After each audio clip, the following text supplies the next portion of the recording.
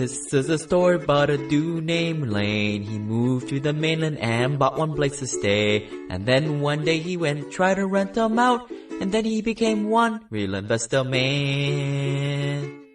Everybody, Lane with the Simple Passive Cashflow podcast. I got another superstar to share with you guys. His name is Tarl Yarber. How you doing, Tarl? Hey, Lane. Thanks for having me on. So you are the first person to actually fill out the questionnaire and send it to me. So you are actually one who follows directions. You made it sound like that, like I had to do it or else we couldn't even talk. So I immediately filled it out with great enthusiasm. Kind of like thing that people do to find virtual assistants. You give them these really weird instructions and find a fax machine because no one has fax machines, and you see if they jump through the hoops and do exactly what you ask. So you're hired. Are we going to tell anybody that I was filling it out like literally 5 minutes before we were going to do this podcast? No, this is a results only thing. So you produced.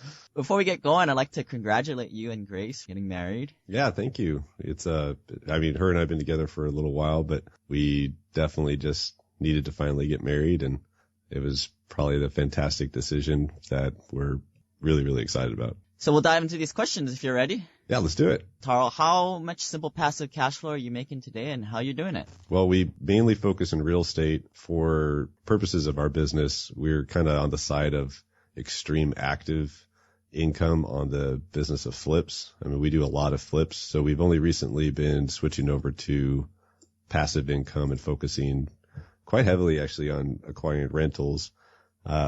We haven't done anywhere near as many as we'd like, just because our area and our market has a tremendous amount of opportunities for flipping houses here in real estate. So we keep buying a lot of those. But in the last, I'd say 4 or 5 months since we've been 5 months since we've been focusing on rentals, switching our focus to rentals. We're definitely not focusing on it, but switching our focus over. We actually have 2 rentals that are actually already rented out. We bought both of them as flips and then instead fixed them all up completely and then put tenants in them, and then I refied out. Those 2 combined net us about $1,235 a month in passive income. Like that's full after all expenses, so that's net income. We have another one I'm working on in rehab right now that should net us about $415 a month once we're all done with it. And then we have a 4-plex under contract that I'm evaluating this week.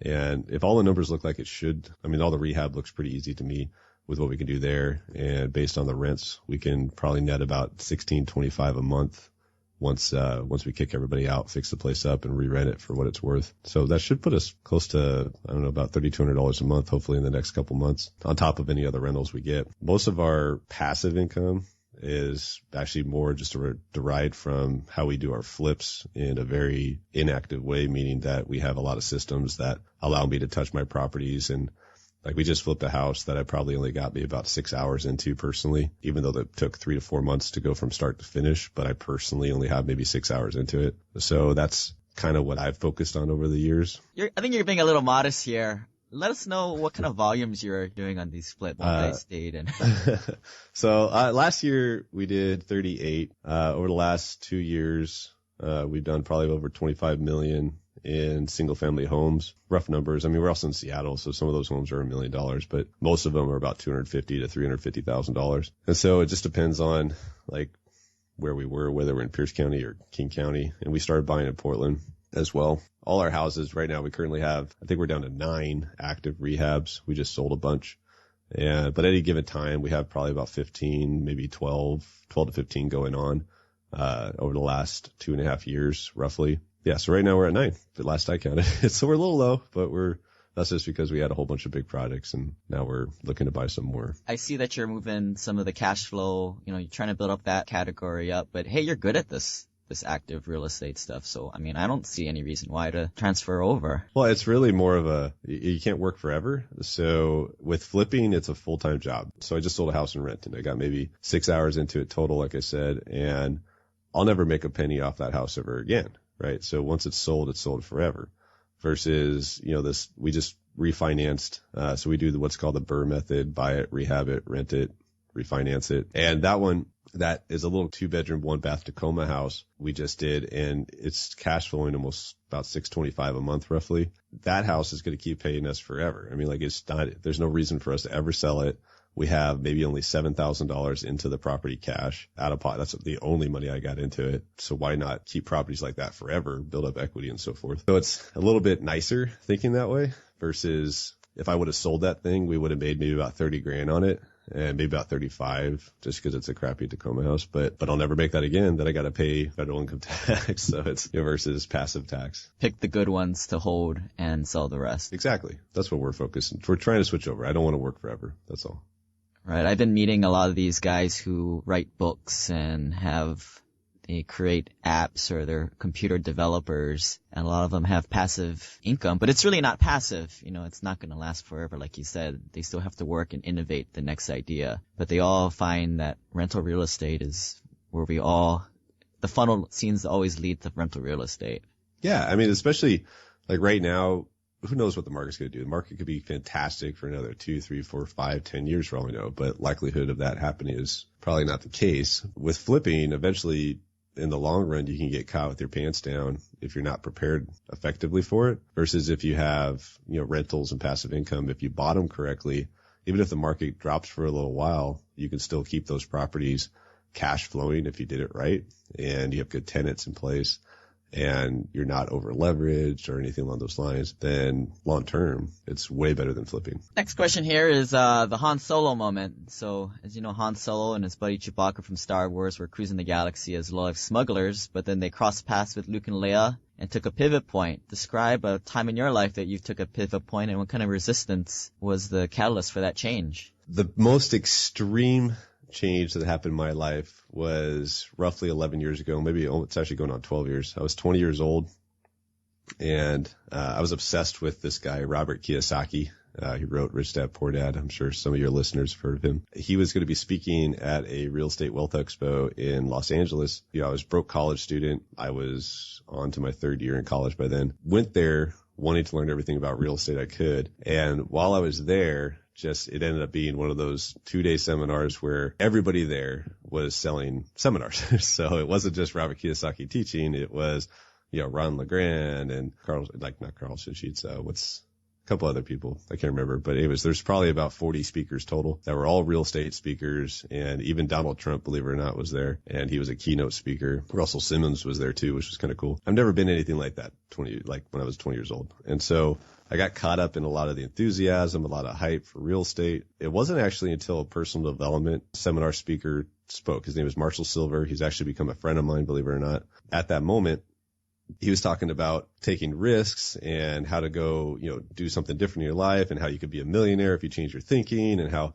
you could pretty much have whatever you want as long as you're willing to go out there and do it and change your subconscious thoughts and become more personally developed. And everything he was saying was like really, really ringing to me. And for whatever reason, when he told everybody to go stand up in the room and go to the back and go buy his seminar, I immediately leaped out of my seat and ran to the back and bought his, at the time, $1,500 seminar on a charge card that I had no ability to pay back whatsoever. I had maybe about like $300 in my checking account. Did you really run to the back? I walked very fast, actually. So, yeah, I was so jacked up with energy. And this was if back then when I was 20, this was completely the opposite of everything. It was me. When it came to taking risks, I balanced everything I had. My family, was not wealthy by any means. We actually were very, very, very broke, lower income for sure. So everything about this was like not who I was. When I put the money down for that card, I knew that I didn't have the money to pay it because with American Express charge cards only last 30 days.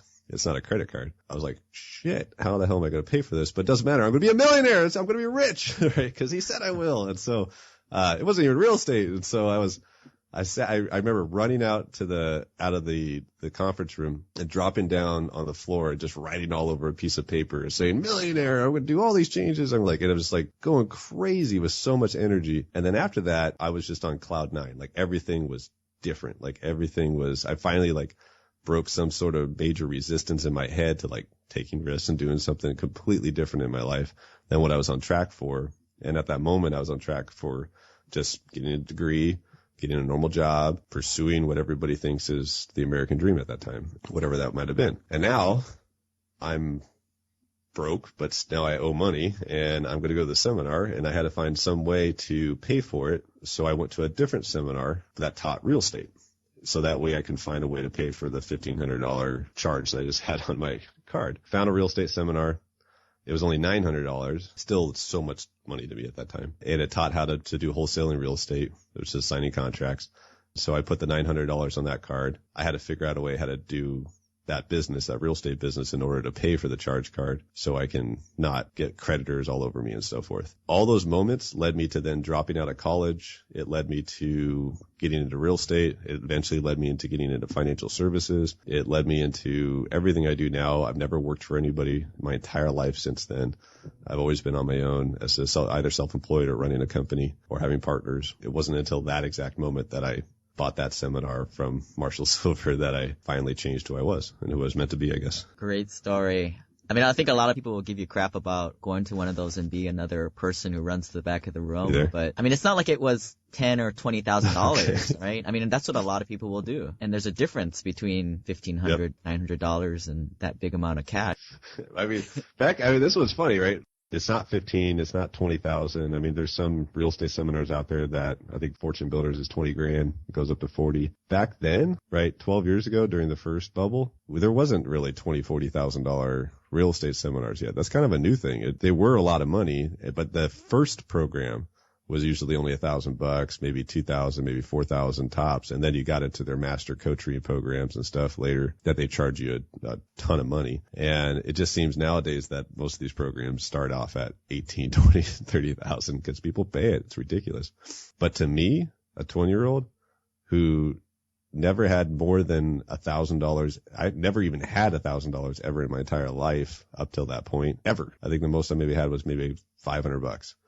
And at one point, so $1,500 plus another 1,000 was ridiculously expensive to me. Like I never even unheard of. My car was $1,100. Even if you didn't learn anything, I mean, that $2,000 or so, it just totally changed your 20s. I mean, you just went through the 20s with a different mindset. Absolutely. It was paying for it that actually made me change who I was, believe it or not, which is kind of funny when you look back on that. So what was your worst life business moment, and what did you do after, and what was the lesson learned? That question always comes back to a single moment in my life. It was February of 2014.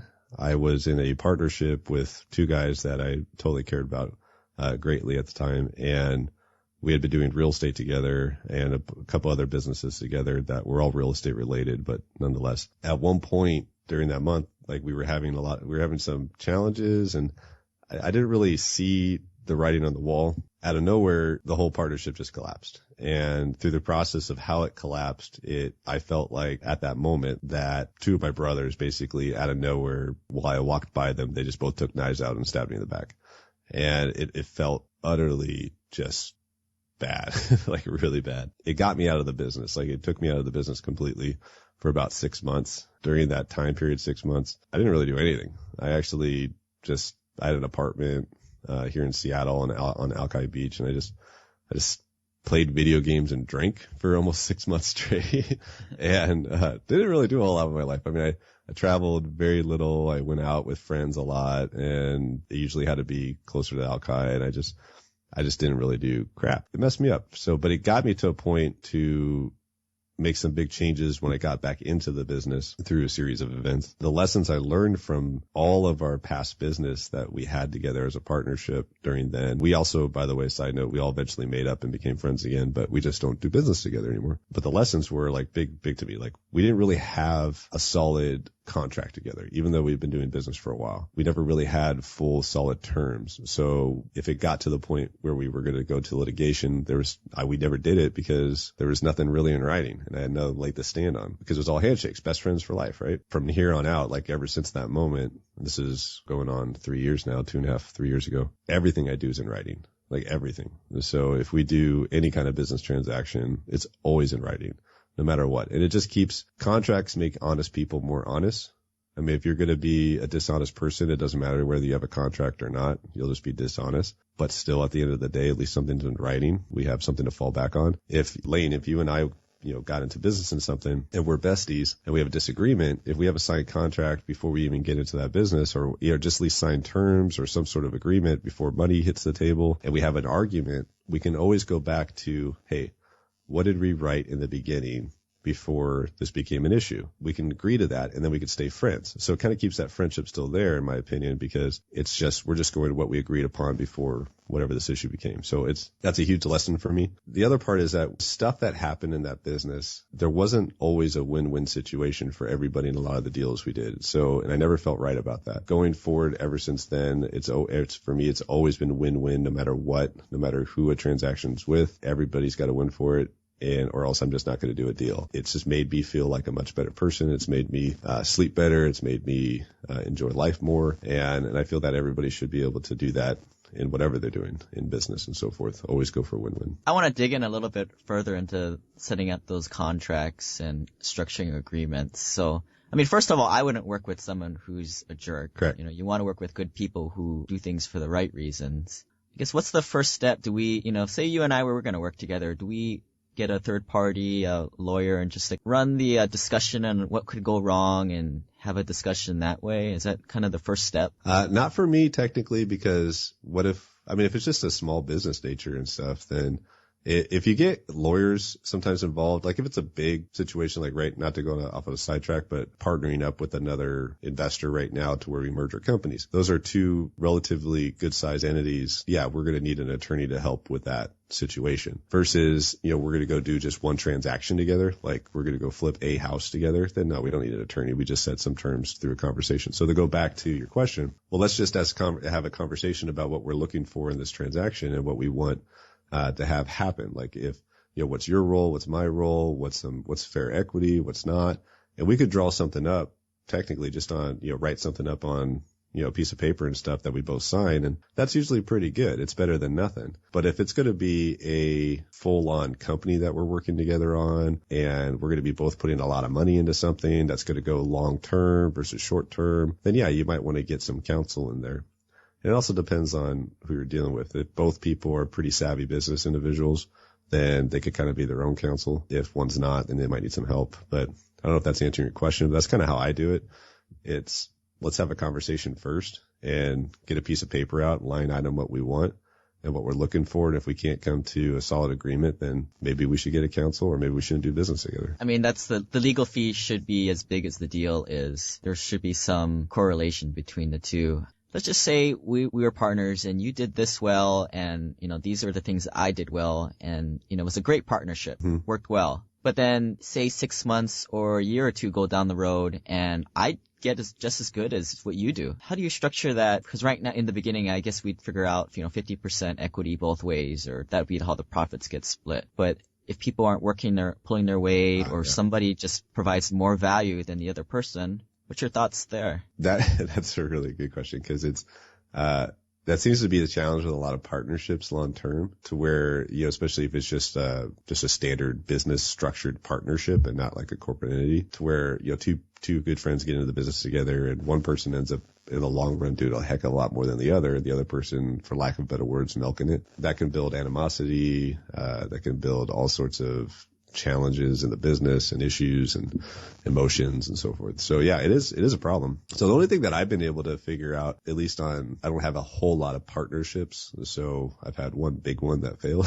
So maybe I'm not the best expert on that part, but I've had a lot of small partnerships, like individual transaction partnerships, lots and lots of those. If we lay out what we're supposed to be doing as a individual in that partnership. So in this example, Lane, if you and I go into a transaction together and I say, okay, in this transaction, let's use real estate because I know that best. I'm going to provide the property. I'm going to provide the project management skills. And I'm going to provide the construction knowledge and all this XYZ to be able to get the project done. In return, if I do those things, then that's my portion of the profit. Lane, you're in turn, you're going to bring in capital for XYZ. You're going to bring in the realtor. You're going to bring in your ability to market the property or whatever, right? And we start listing this all out. You doing those things allows you to equal to this percentage. And then somewhere in that clause, you can break down what happens if the other person's not doing what they're supposed to be doing on their contracts. So if they're like, it comes to close and you don't bring capital into contributing, then that's a huge portion of the contract. So that's allows the person to not be a part of it because they're not upholding their end. So if you start doing stipulations of this is what we're bringing, this is what you're bringing, and if we do our parts, then we can have our share of whatever that equity is. And if not, then it either starts getting deducted or it gets down to zero because they're not upholding their part. If that's not written in the beginning, then it becomes a big issue later. So that's where the animosity and challenges could come in. And same with any kind of business partnership. If my job's operations and not sales, but operations, and your job is sales, you'd have your role as a sales side of the business. I'd have my role as in operations, and we'd have criteria to be able to determine if we're doing our jobs. And then we definitely would have a corporate structure, so it wouldn't be just a handshake partnership. So that way we'd have membership, equity, and so forth too. I've actually heard of marriages. Sometimes people will do annual renegotiations. Yeah, I'm not up for that, but yeah. Everybody's just trying their best. Everybody's trying their best. That's right. Mark of a high performer is to put your ego aside and accept the help of others and mastermind. What is something that a 2-week experiment you're doing and a 6-month project, and maybe people can reach out and help you out, possibly? I was a little confused by this question just a little bit because we all have our personal goals and we have our business goals and so forth. Right now, everything business-wise is more and more and more focused on systemizing what we do, getting to a point to where I can start removing myself from the business more and more. But on a personal level, there's a lot of experiments I've been doing, like with personal development lately, that I started probably about going on 2 months now. Like I used to be a really, really not a morning person. I don't know if everybody's a morning person out there, but I definitely have not been a morning person most of my life.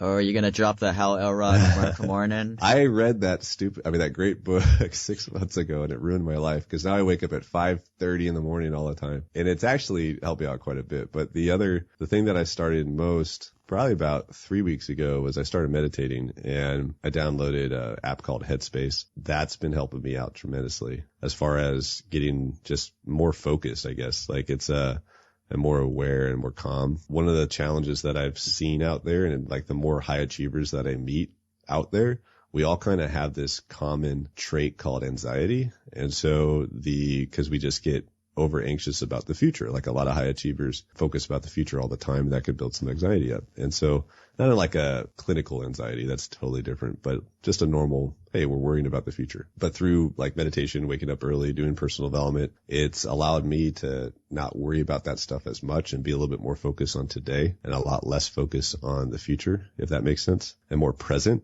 like with the people that I'm around, more enjoying life, more appreciating today for the fact that this is what we have. Tomorrow's not guaranteed. So when I'm on this podcast with you, I'm paying attention to the podcast. I'm not thinking about the 50 other things I got to do right after this, like just being more centered, if that makes sense. That's been helping me out a lot. So we'll see if I stick with it long term. I plan on sticking with it long term. I did it today, plan on doing it tomorrow, and going from there. But as far as long-term projects, all my long-term projects are all business related, except for one other thing. We actually finally, my wife and I, we finally started planning our vacations. we have, that's kind of a little side joke between her and I. We go on vacations, but we never plan them. We just say, hey, in 2 weeks, you want to go somewhere? And it's kind of fun, but it gets really expensive when you do it that way. I don't know if everybody knows that. You can waste a lot of money.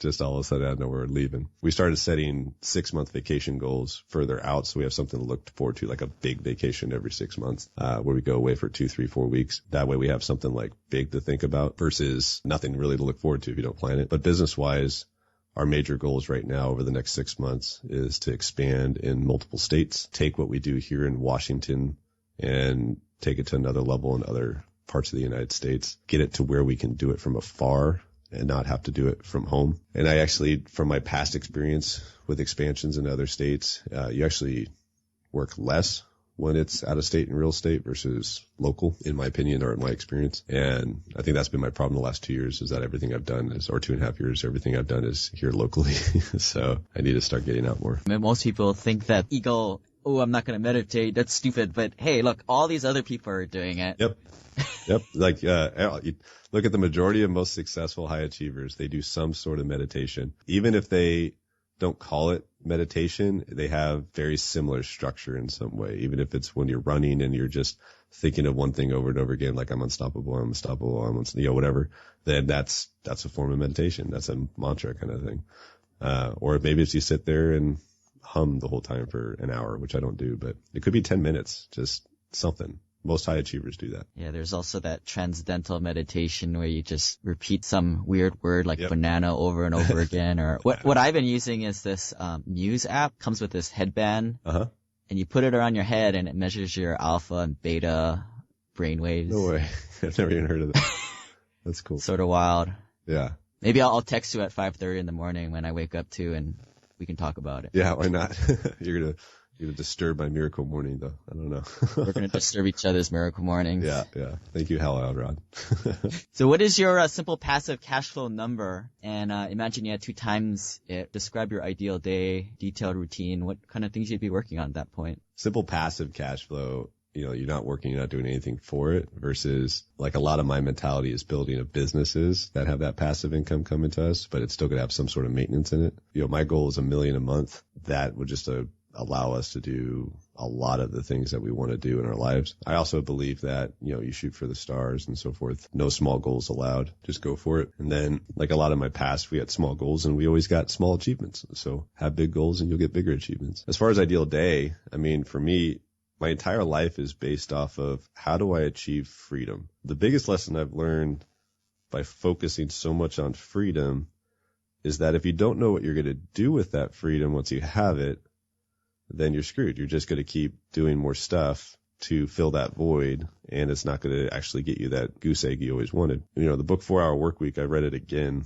on my honeymoon. It talked about how, which I missed it the first time I read the book, where you got to plan all the things you want to do that's not work related before you get your free time. Or else if you are a crazy achiever person, you're just going to fill it up with more work. I absolutely love to scuba dive. I love everything outdoors. I love extreme sports adventures, so forth. Routine wise for me, it'd be wake up early, do all the Hal Rod Miracle Morning stuff, and then get out there. If we're going to be out in the mountains that day, or it's like in this, dream world, we have our, ski chalet on the slopes of Chamonix in France or something, or up in Whistler or wherever.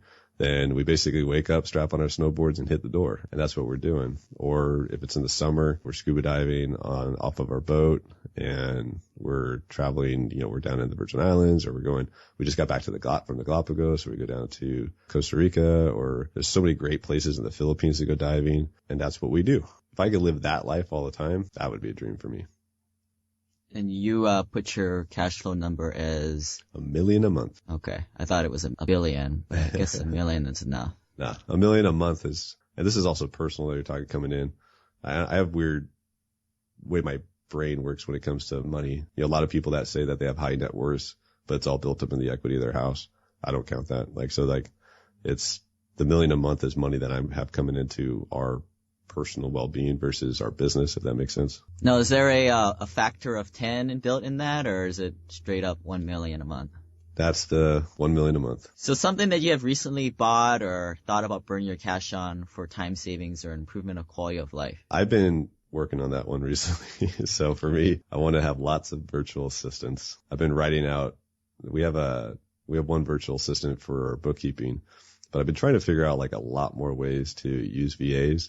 And, we have our employees here locally that do a lot of work, but I want to take stuff off of them and pass off the VAs more.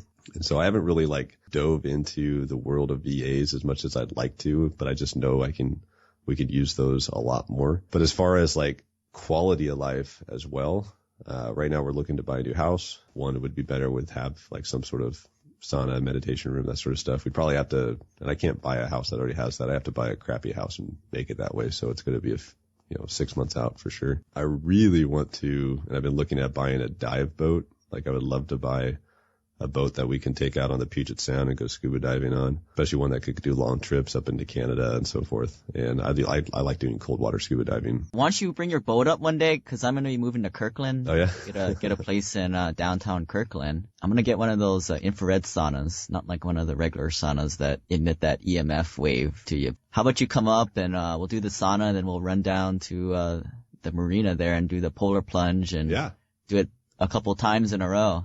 Definitely. Totally do. We gotta go all the way to the Puget Sound for sure, because that's where it gets nice and cold for you. versus. Right. Well, the marina in November, December time is cold enough for me. I'm old.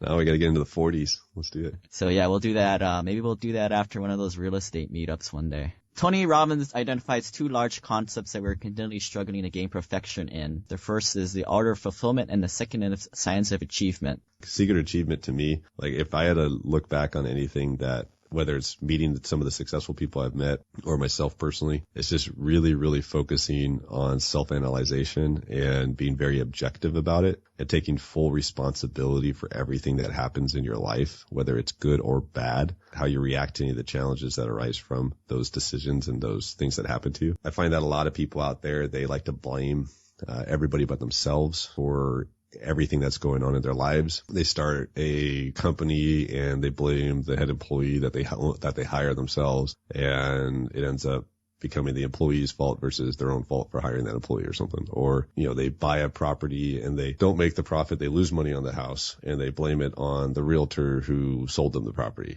right? Versus the fact that they bought the property. And so the realtor didn't make them buy it. And if we really go back and fully analyze ourselves, why am I here? Why am I getting the results I'm getting?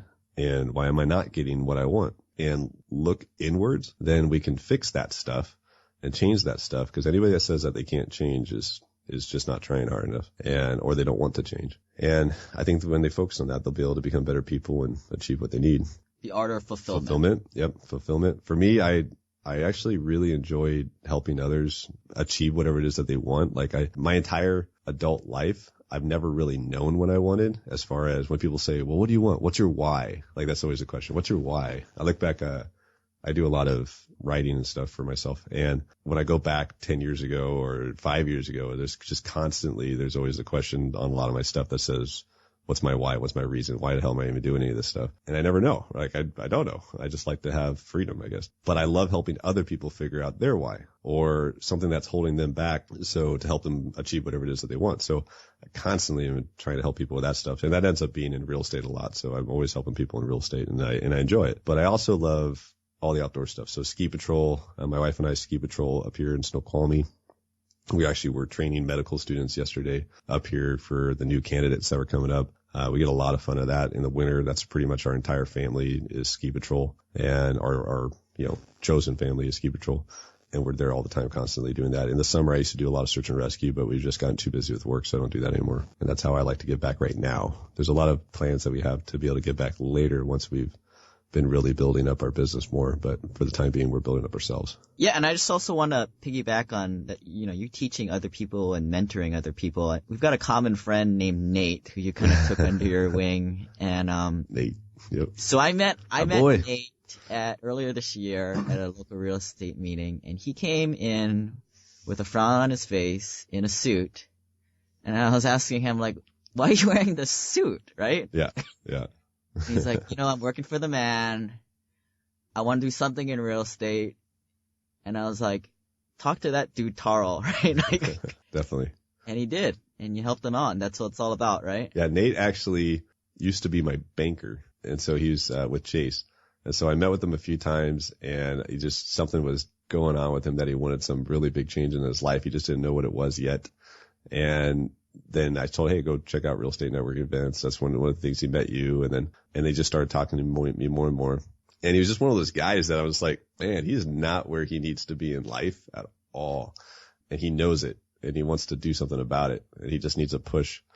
So almost literally, actually, by the way, because he was terrified of skydiving, heights were his this biggest fear in his life. So the first time he ever met me, I told him he needed to go skydiving. And in fact, actually 3 months ago, he went skydiving. So he went skydiving with us, and he wasn't even going to jump out of the plane, and he almost got pushed out, but he ended up doing it. He loved it. He wants to go again here soon. And he also quit his job at Chase with me telling him to quit his job at Chase.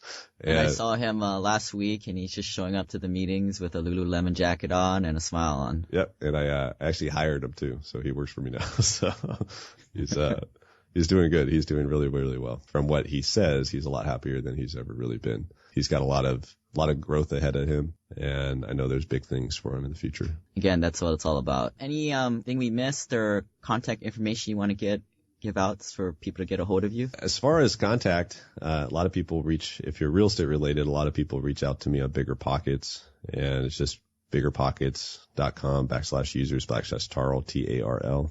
Also Facebook, you can reach us at our company at facebook.com/fixated, FIXATEDRE, stands for real estate, fixated, FIXATEDRE.